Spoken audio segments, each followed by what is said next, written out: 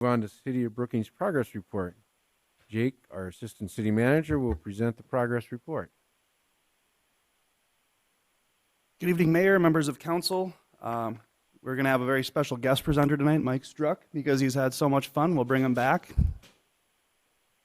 No, I guess not. All right, we'll just go with his plan. 20th Street Interchange, biggest update is the motion that you all just made right before this. Other than that, the design plans are substantially complete. As Attorney Britzman noted, we do continue negotiating with landowners for right-of-way and easements. At this time, we are moving past the certification of utilities and right-of-way, which is occurring right now. Still hopeful to bid this project yet in 2021 and on track for construction in 22 and 23. Jefferson Avenue Drainage Project, Phase 1 is complete, minus finalizing some boulevard landscaping. Phase 2 is currently underway. At this point, they've completed the water main, the sanitary sewer, and the storm sewer, and you all can see what is up next for that project. I did want to just spend 1 second on the sump pump collection pilot project. That it is a project that's being administered by our friends and colleagues at Brookings Municipal Utilities. Essentially what they're doing is installing a sump header, which is a separate pipe, which they can connect the residential sump pumps into that will drain into the storm sewer system. So it's essentially a collecting pipe that the residential sump pumps can go into, and they are doing that free of charge as a pilot project. We are still on track to complete this project in October of this year. I do want to credit our Assistant City Engineer, Thad Dreetz, for these awesome aerial photos. He took those with the city drone, so a little bit different perspective on some of these projects than we usually get, so appreciate his time and effort on that. 8th Street and Madera project, Phase 1 and 2 are complete. All the lanes are open. The lane striping is currently underway, and the traffic signals are operational. Some of the remaining work is some of the smaller kind of cleanup items, finishing up the sidewalk and ramps, the pedestrian buttons for the crossing, as well as the boulevards.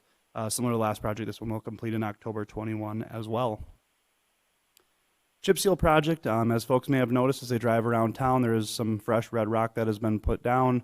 City staff continues to work on the final sweeping up of that rock as we speak, as well as looking towards restriping, hopefully yet this week, beginning the week of August 23rd, and that project will complete in October of 21 as well.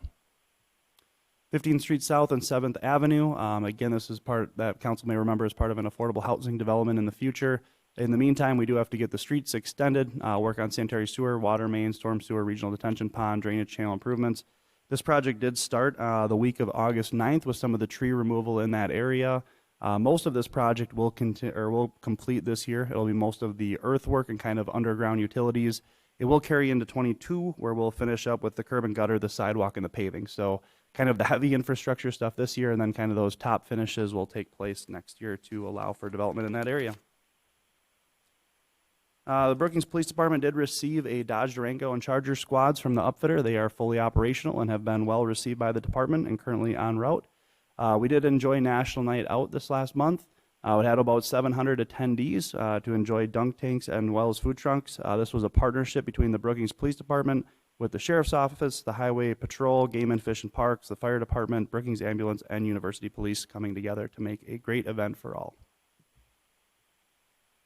Parks and Recreation, we see that we did enjoy the portable mini golf course at the Hillcrest Park there. That was out from late July to mid-August. We are exploring the possibility of offering this in the holding barn over the winter to provide some additional activity, so please check out our Facebook for when that becomes available. They did receive an $87,000 grant to continue the recreational trail down in Prairie Hills. That is to the southwest of the Fishback Soccer Complex that connects the neighborhood there to continue that extension. We did close the pool again this year on August 15th. That wrapped up with the annual Soggy Doggy event. We did see that revenue was up a little bit this year in comparison to our last full year in 2019. We attribute that to a drier year with more sun. 2019 was a little bit more wet and rainy. So we had a great year at the pool for many to enjoy bringing that activity back. The library hosted a unique event on July 20th where they offered a pet parade. They had about 152 attendees for that event and 20 participants in the event. Most of the participants were dogs, but we did have a rabbit and a hamster as well. The library will be bringing back their escape rooms in September. The challenge is yet to be announced, so please stay tuned for that. Registration will open on the week of September 20th, and the escape room itself will be held September 28th through September 30th. Swiftel Center did bring a concert back, which is fantastic. They had Willie Nelson on August 11th. There was about a little over 3,100 attendees. And this was the first event that Spectra ran here at the Swift Health Center, and they had great response from their leadership, bringing folks in from corporate, Wyoming, Sioux City, and as well as Sioux Falls. So there were a number of folks that were on deck to help out with that event, and by all accounts was very successful. With that, I'd be happy to answer any questions.